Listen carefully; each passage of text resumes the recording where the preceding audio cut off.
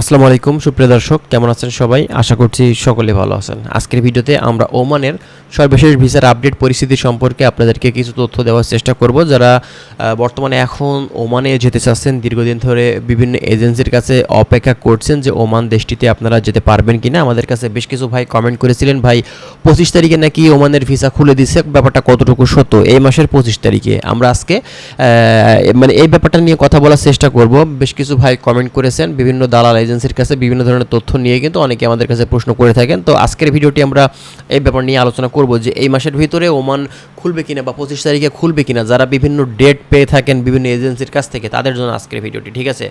First of all আপনাদেরকে বলি যে দেখেন, ওমানের বর্তমান সর্বশেষ ভিসার আপডেট পরিস্থিতি বলতে গেলে আমরা বলবো যে বর্তমানে এখন কিন্তু 75% আমাদের সাইডে আছে, মানে পজিটিভ দিক ভিসা খোলার ব্যাপারে। আর 25% এটা শুধুমাত্র আমাদের সময়ের অপেক্ষার জন্য ওয়েট করতে হবে, কারণ আমরা খুব শীঘ্রই কিন্তু ওমানের ভিসা পেতে চলেছি। এটা কিন্তু আপনাদের জন্য বড় সুখবর।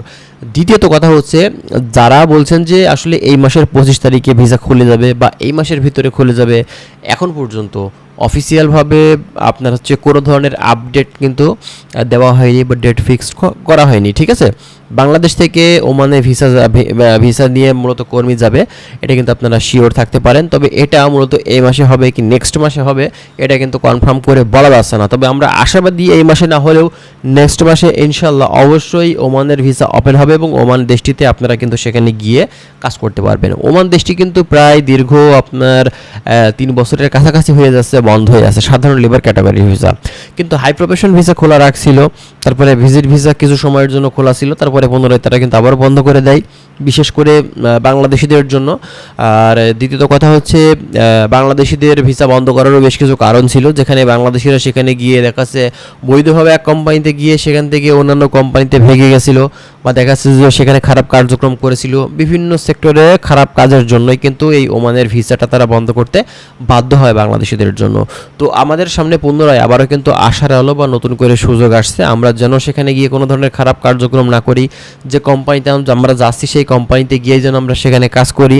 যদি কোম্পানি খারাপ হয়ে থাকে, এক্ষেত্রে আমরা কোম্পানি পরিবর্তন করে তারপরে যেন বৈধভাবে আমরা সেখান থেকে কোম্পানি পরিবর্তন করি এবং অবৈধভাবে সেখানে যেন আমরা কাজ না করি। তো এই ব্যাপারগুলো যদি আমরা একটু মাথায় রাখি, সেক্ষেত্রে কিন্তু আবারও ওই ওমানের ভিসা বন্ধ হওয়ার কিন্তু সম্ভাবনা খুবই কম থাকবে। হ্যাঁ, যে পরিমাণে কর্মী দরকার সেই পরিমাণ কর্মী নিয়ে পুনরায় তাদের কর্মীগুলো নেওয়ার যে প্রসেসিংগুলো সেগুলো কিন্তু সীমিত আকারে করতে পারে। তবে একেবারে বন্ধ করে দেওয়া ব্যাপারটা কিন্তু আসলেই মানে একটা খারাপ একটা ব্যাপার, যে কোনোভাবেই আমাদের বাংলাদেশি ভাইরা সেই দেশটিতে গিয়ে আর কাজ করতে পারবে না।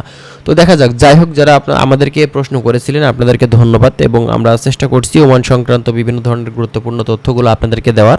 আর আপনারা রেগুলার যদি আপডেট পেতে চান, অবশ্যই তার জন্য কী করতে হবে, আমাদের চ্যানেলটি আপনারা সাবস্ক্রাইব করে রাখবেন। আমরা ওমান সংক্রান্ত বিভিন্ন ধরনের বিষয় সম্পর্কে আপনাদের অবগত করব। ভালো থাকবেন, আল্লাহ হাফেজ।